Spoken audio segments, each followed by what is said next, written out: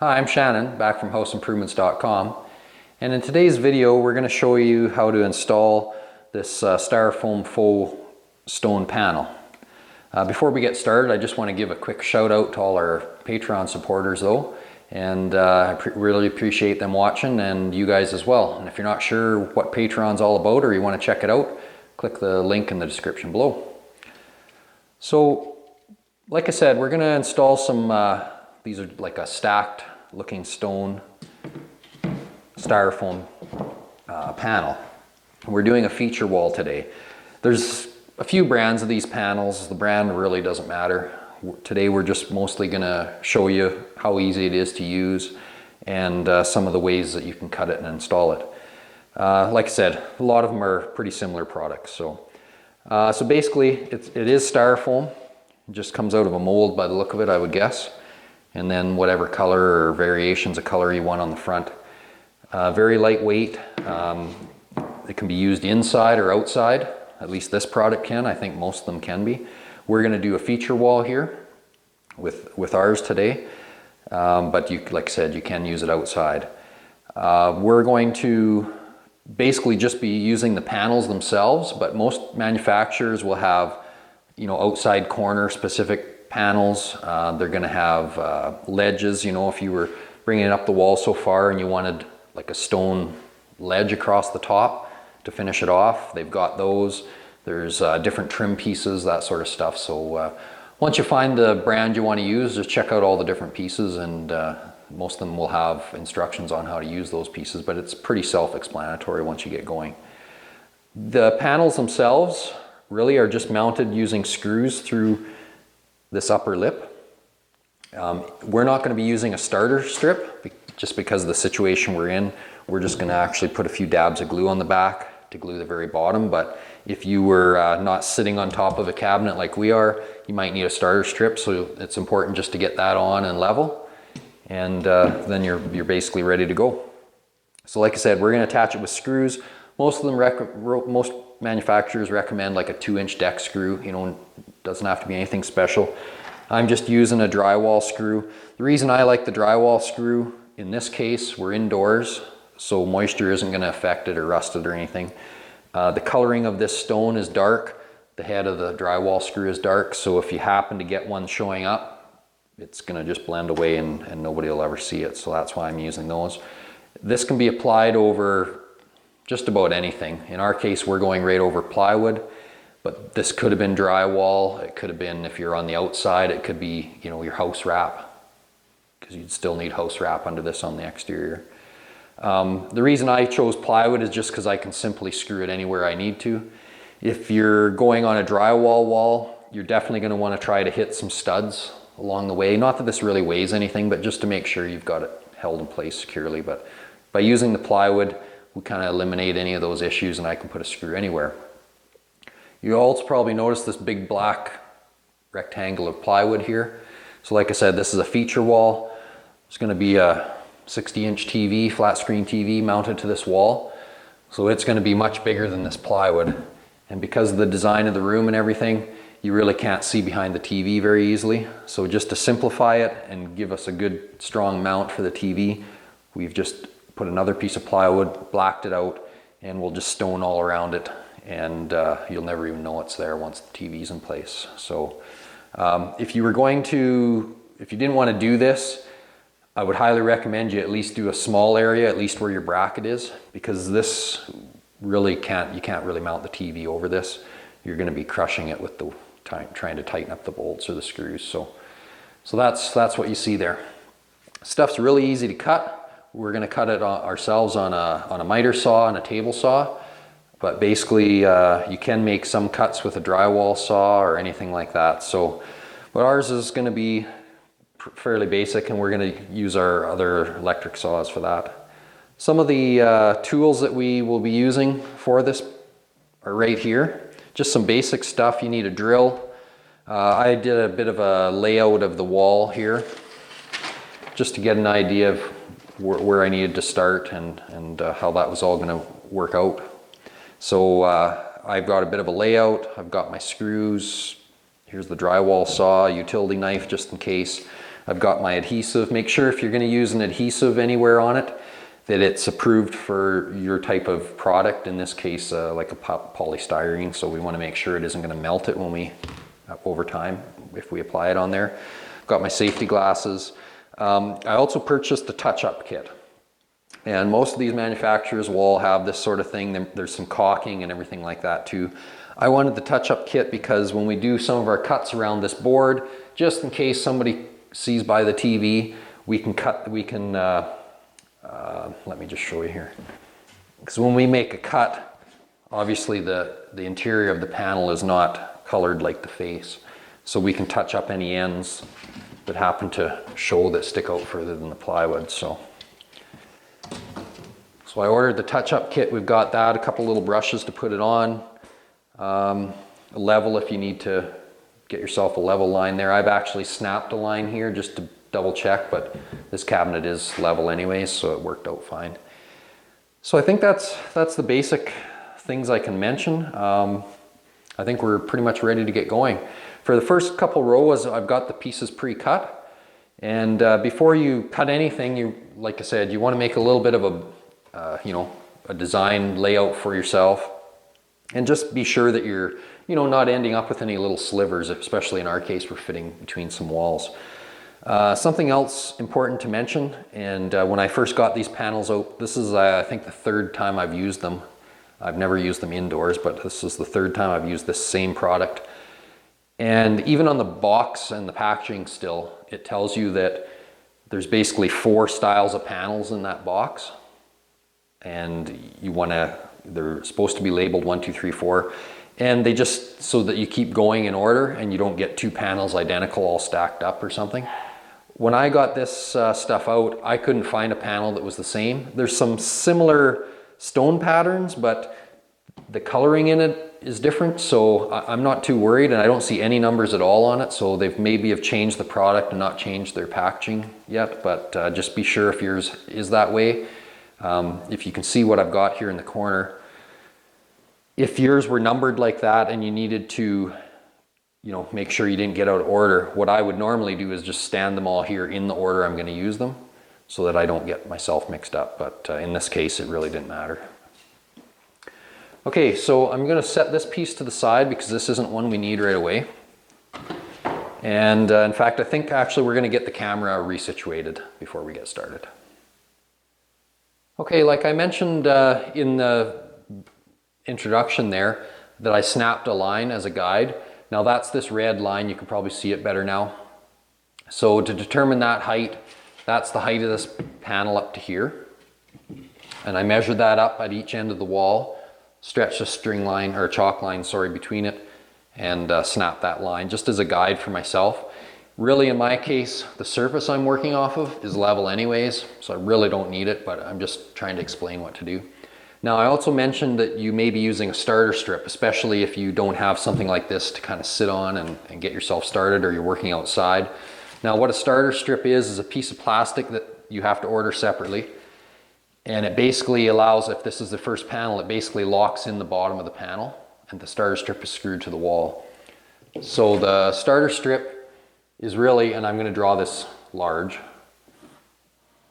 it's really a piece of, I believe they're usually plastic, kind of an L-shaped plastic, and you would screw it to the wall, and when you put the first row of siding in, the little channel in the back of the siding basically would fit into that and hold the bottom of the panel against the wall. Okay, so just because we're not using it here and I can't show you it, I just wanted to explain that. So in your case, if you're using the starter strip, you probably will want to have your straight line snapped lower down as a guide to set that starter strip. And they're usually fastened just with a screw and a pre-drilled hole that goes through that into your whatever you're screwing to. So, okay, I've got that out of the way. Where else am I? I think I mentioned that I had already pre-cut this first one. I simply just figured out my layout, how it was going to work out best, and in this case I just cut off the stagger. You can see there's a stagger on that end. So I had the opposite on this end, I just cut it off so that I can start straight, tight against the wall. And I'm just going to set it on there, kind of look at my straight line there, just to make sure that I'm right and it's all going to work out. It looks fine. In our case, because we're installing it on top of this and inside where the wind can't get at it, I'm just going to put a couple dabs of this adhesive on the back to basically hold the bottom to the wall. There's really no elements here to, you know, there's no wind or anything in here to really pull it away, but this will just keep the bottom edge stuck a little bit. So I'm just going to put it against the wall and into my corner. We're just fitting tight to the drywall on this end. I'm sitting nice on my line. Now they recommend about 5 screws, like in a full length, 5 or 6 screws. So like I said, you want to hit some studs in there if you're working on drywall. And in our case, we're just into plywood, so it doesn't really matter. So we want to keep our screw, you can't get too high with your screw. Let's see if I can pull this out again. So what's going to happen is the next panel is going to go down. It's got this groove on the bottom, where is it, like this? It's going to fit around this fin on the top. So you can't have your screws too high or that's going to interfere with your next row. So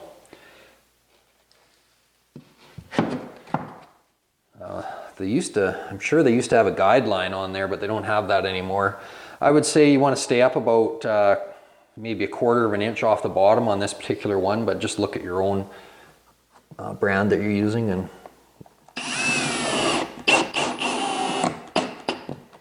kind of decide that on your own. Now you don't want to torque it up real tight, because if you get this top too wavy, the next rows don't go in very nice and you're gonna have some trouble getting it all to fit.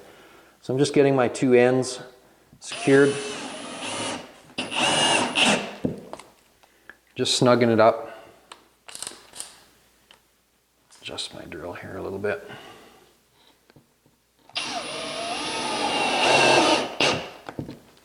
If you think you got it too tight, just back your screw off just a little bit.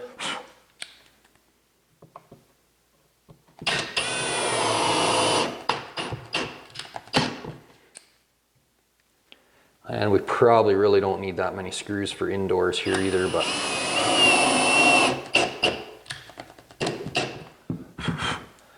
I'd be honestly pretty happy indoors with probably 4 screws, but I think I've got 5 in that one. Okay, so there's our first one. We're good with our line. Now we've got a full panel as our next one, so you can see it's got the stagger. Oops, I got it upside down. Got the stagger on both ends. So I don't think I mentioned, on this brand you want to start and work from right to left, and that's because of how the ends lock together. It's more difficult to work going the other way. So you basically need to be able to slide this in there, in behind the edge of this one. And I have to remember my adhesive as well. And I'm not putting much on there. It's really not going to take much to hold it there.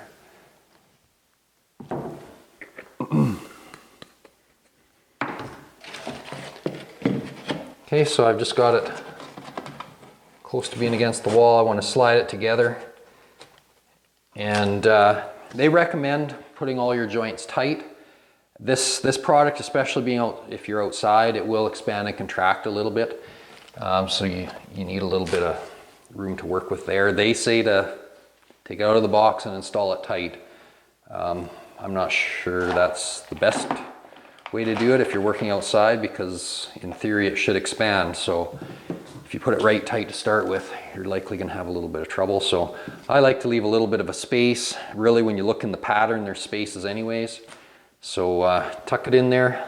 Just leave like maybe 1/8 of an inch at the most. Now you follow whatever your manufacturer instructions are, because by leaving a space you may avoid your warranty, but I'm just saying this is what I generally do.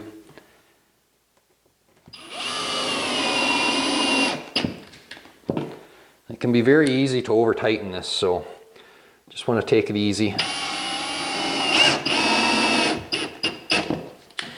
And you can see I'm using a drill today and not my normal impact driver. You really don't need an impact driver for this, just makes a lot of extra racket. Make sure my bottom's pushed in, should be good. And I've got this piece pre-cut for the end. All I really did simply was, again, we're working between these 2 walls, so it's pretty easy here. We just want to measure what our distance is, transfer that measurement. You'd have a full piece here, transfer it on there, mark it and cut it. Okay, so I've got this first row done. Can be a little tougher working between two walls like this, because every time you go to finish that row off, it's going to be a little tighter, right? So you need to have a little bit of wiggle room there to be able to get it in. I may have the end of this one a little tight. Give ourselves a little bit of room.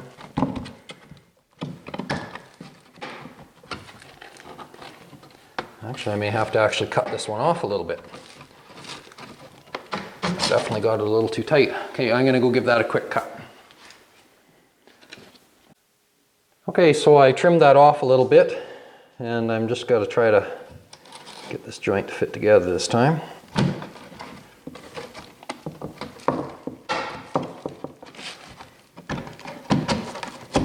It's going. There we go. Okay, so you can see there's our factory joint right there.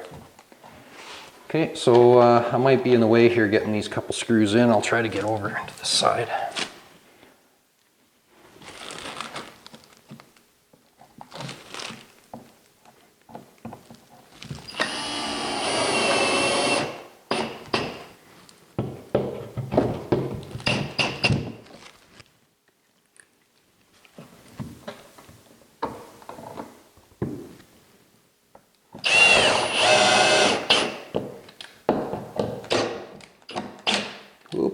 Definitely got that one too tight. There we go.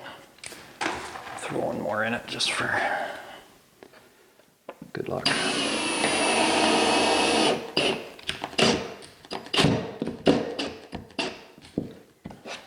Okay, so we got our first row going there. Now, most times, and in this case it worked out for us, what I cut off of this piece, I'm going to start with the next row at that end.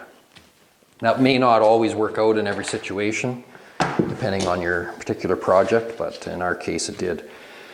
So this is what came off. And again, here's the factory joint in this row. So we definitely want the rows not to line up as far as the factory joint. So we're going to be like a foot difference. I don't know if there's any real specification, but I would think you don't want to be any more than 6 or 8 inches close to your last joint in the row below.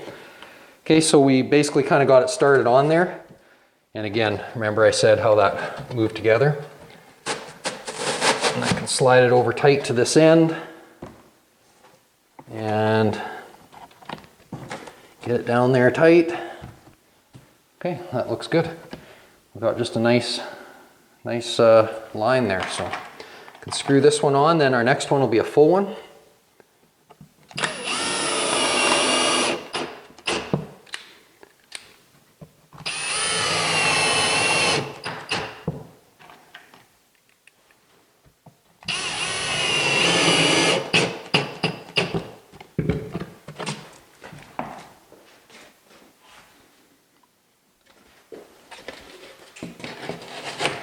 Fit it behind this one, and I'm kind of going into that one and down at the same time. Now, this is where you get into a little bit of this is where you can have some trouble, is when you get your screws a little bit over tight. Obviously must have one here that's a little too tight, and the bottom groove, or the groove back here is too not wide enough. Just gonna loosen those up just a little bit. You could probably, I don't know if you could see that on the video, but the panel actually came away from the wall a little, so I obviously had it too tight. So move our piece in there. Take a little bit of maneuvering to get it in. I'm still having trouble.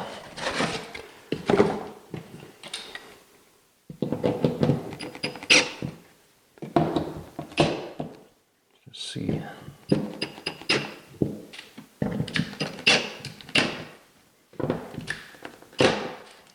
Looks okay. Just a tight fit, so it's going to take a little bit of monkeying around to get it in there. There we go. There, we got that down. This is where our joint line is, And this is our other joint here. That looks good. We're going to screw it in.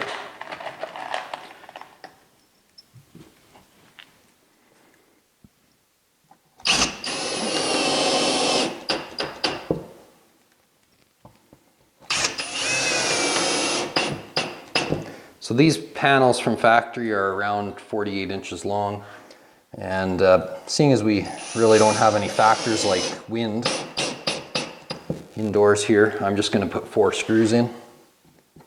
I'm staying away from the end a little bit. Basically stayed away about 3 inches, and that'll just give us hopefully a little bit of room on that end to work, you know, so we can get that next piece in. So here's where we're back to measuring and cutting a piece. So like I mentioned, I better turn this the right way.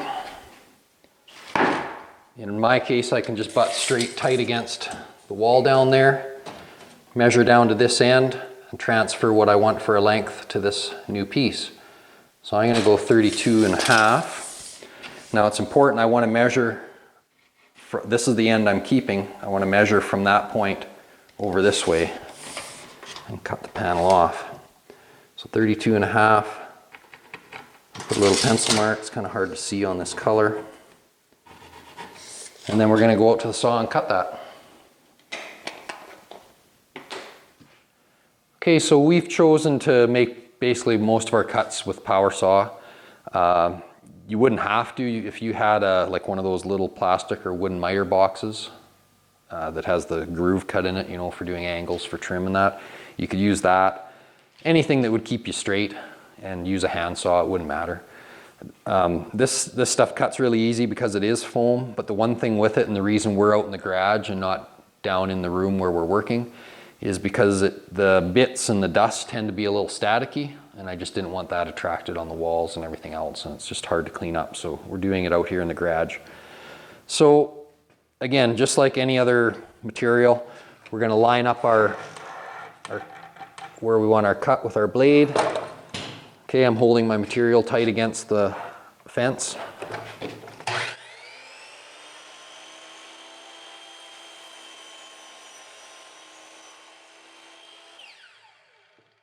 It cuts super easy. You can kind of see that bit of dust that you get from. And you can just use a little bit of a damp cloth to wipe that off if it's sticking right on this stone. Now, like I said before, this piece we're going to take with us because this will be the start for the next row. And I'm using a table saw as well because we're going to have to do some ripping. So I've got that all set up here too. So I'm just going to put this piece in and then we'll continue on. We'll probably speed this up once I get up here and do some more cutting. We'll talk again.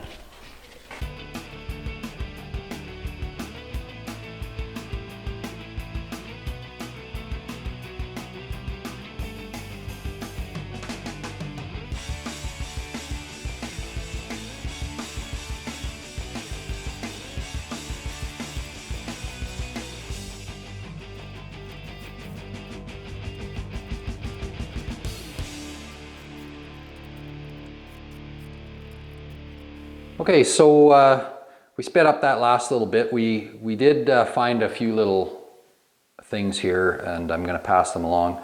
As I got into some different panels, I started noticing actually some numbers finally. I don't know if you can see that, but like here's a number right there. So some of the panels just didn't have numbers on. So once we got looking, the common thing was the stone pattern. So we've reorganized them and we're staggering them now. So just look out for that. I guess I just didn't check enough panels, and I finally found some that had some numbers, and once we got looking closer, we found some more. So there's that part. You also would have noticed in the sped up version, I was putting the screws in and then backing them out by hand because I was having a heck of a time. This was just so tight I couldn't get the next row to fit into it. So I was actually backing the screws off just enough that there's a little bit of play there, and it's working better, but it's some of them are still a little tight. So you might come across that. Next thing we're going to do is we've got to cut around this TV mount location. So I have already marked it out. But all I did was take my measurements, same as normal, up to this wood for the bottom and the two ends. I marked it on the back just so I have a reference point. So I've got this end here. This is the horizontal cut, and then the other cut's way down here. Now, because I'm gonna have to cut this face up on the saw, I need to know where this point is so I don't cut too far. So what I decided to do is just drill perfectly straight through with a drill bit, which will give me a reference point here on the face so that I can see when I'm cutting, so I can stop in time. So I'm gonna go out to the saws. I'm gonna have to use probably both saws and cut this one panel. And we'll see how it works out. It's gonna be a difficult piece to get in there. Okay, so we came out to the garage here, and we're going to make our two vertical cuts. I transferred the vertical mark around to the front just so I can see it. I put this scrap of wood on the saw to get myself away from the blade a little bit because the cut's only going to be coming in so far. If I had this right against there, I couldn't make that short of a cut, and this is too tall to stand up and do safely. So I'm going to balance that on there, get things lined up. And I'll make my cut over down to my drilled hole.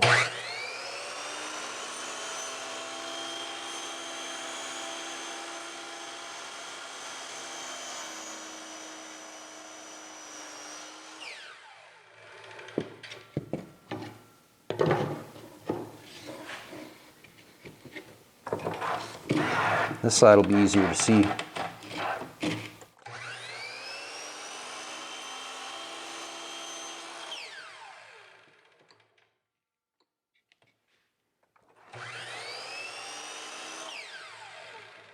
Just trying to get lined up. This is kind of awkward.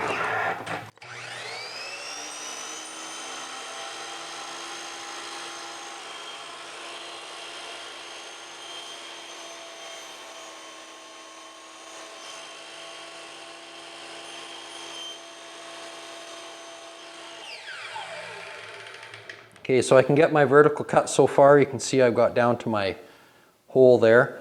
Now I'm going to make this cut here, and I'll probably finish it off with just a utility knife.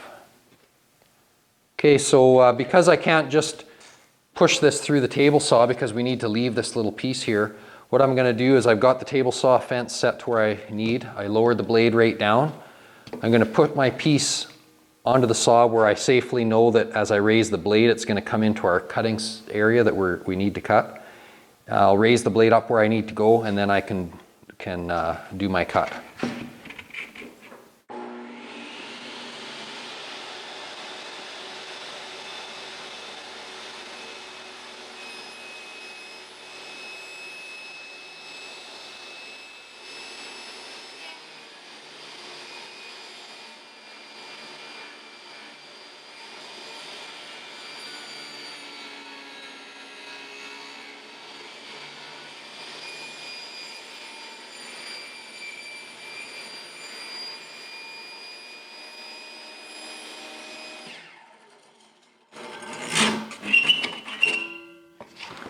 So we cut as far as we can. Now I can cut the rest of that out with my utility knife, which I of course left downstairs. We've got lots of dust too, so I'm going to blow that off as well with compressed air, which I don't have in here either. Okay, so we got that cut and blown off a bit. I'm going to see if I can just cut this with the utility knife, and if not, it probably would, but it's going to be easier just to do this. So I'll use a drywall saw.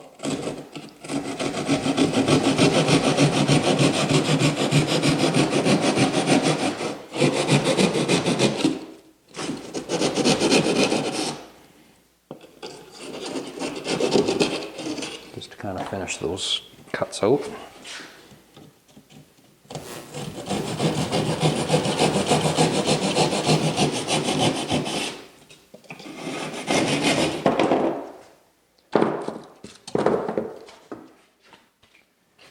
Okay, now this one's probably going to take a little finesse to get in there, and hopefully it's cut right. I'm hoping I can kind of get that end in and flex it enough to get us around our plywood here. They are fairly flexible, but this may I can see actually my cut's out here a little bit. Oh no, I'm just up here a bit high. This might be kind of tricky to get in here.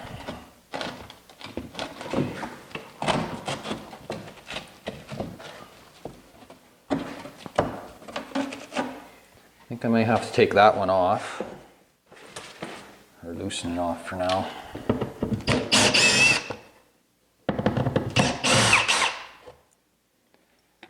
You might have to slide it in after.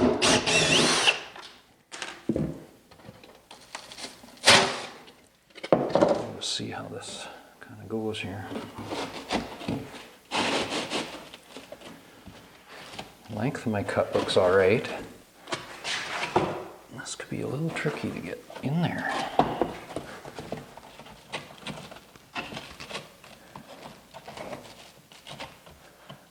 Yeah, I'm not so sure I can get this in there. Let me think about this for a minute. Okay, so we've had to do a lot of jimmying to get this to fit, and I think it's going to fit now. We actually took these couple screws out, put glue in behind that panel because we need this panel to kind of come out to get this one in. It's been a bit of an adventure to get it fit. I still haven't actually painted this edge, but I think I can do that maybe once it's on there. So this takes a little bit of a finesse to get in there.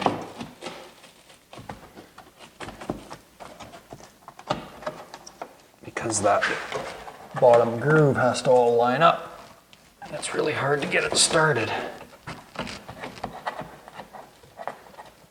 There. Once it starts, pretty well drops right in there, but it's just to get it started, get it down there where you want it, like that. So then with that touch-up kit, I can go back and paint in around all that edge once we're done. So throw a couple screws in this, and we're probably just going to continue our way on up, and when we get to the top we'll stop and show you how to finish it off. Okay, so you can see we finally got around this TV mount and we're up to the very top. We've got a little strip left there. I thought that was going to be a little wider, but I must have miscalculated on my rows. But anyways, doesn't matter. We've got about 2.5 inch strip that's going in along there to the ceiling. What we've done is cut it to width, and we've also cut off the little notch on the back that would fit. There's a piece that would have fit in behind there because there's just no way to get it in there. So we'll put some dabs of glue on here, and we'll use some 2-inch 18 gauge brad nails just on a slight angle, and that'll hold it to our wood till the glue dries, and we'll be all good. They recommend, if you're doing this outside, to actually face screw your last row, and then they've got a special caulking that you can fill it in and caulk it, touch up the color or whatever you want to do. But because we're inside, there's really no issue with wind. The brad nails and glue are going to be more than sufficient. Okay, so I've got this one prepped up. I'll just throw some glue quickly here on the back. And again, like I mentioned before, make sure you're using an adhesive that is okay to use on foam, or maybe the particular type of faux brick you're using will actually specify what they want you to use, but as long as it doesn't affect foam, you should be all right. Okay, so I just basically stuck that in there. Give it a couple brads.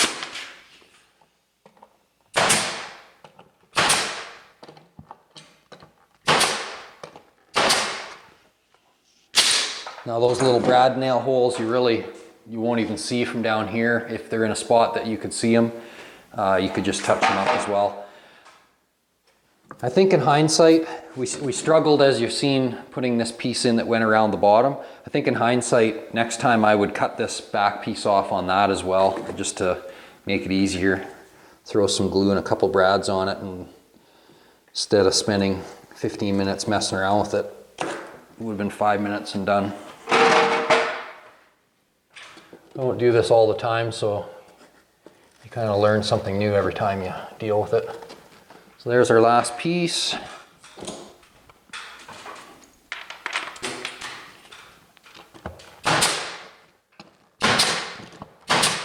The reason I'm using a little bit of an angle on the nail is it just helps it from being able to directly pull out. Now we're going into plywood, so it wouldn't have pulled out anyways, but if you were only in drywall, the angle will help that. So I think the only other thing I want to just mention before we do our wrap up, obviously I've got a touch up around here with our touch up kit, which is just that paint I showed you. We've got a little blemish right here, and I think that's about it. We need a little touch up there, so other than that, went fairly decent, and I'm fairly happy with the look. So I think that went really well. I think once the TV's up here, the customer's going to be quite happy to sit here and watch movies looking at that nice feature wall. It's a pretty easy product to work with. If you've ever worked with it already, maybe you want to comment below if you have any other tips or tricks to help anybody out. But I think this went pretty good with the filming and everything. It took us a good 3 hours. I would think if we weren't filming 2 hours, you'd pretty much have this done, and I've just got a little bit of cleanup to do. So thanks a lot for watching. If you liked what we did, click the thumbs up. You can subscribe to our channel if you don't already subscribe, and you'll get notified anytime we release something new. You can follow us on Facebook, Twitter, check out Patreon like I mentioned at the beginning of the video, and yeah, just keep watching us.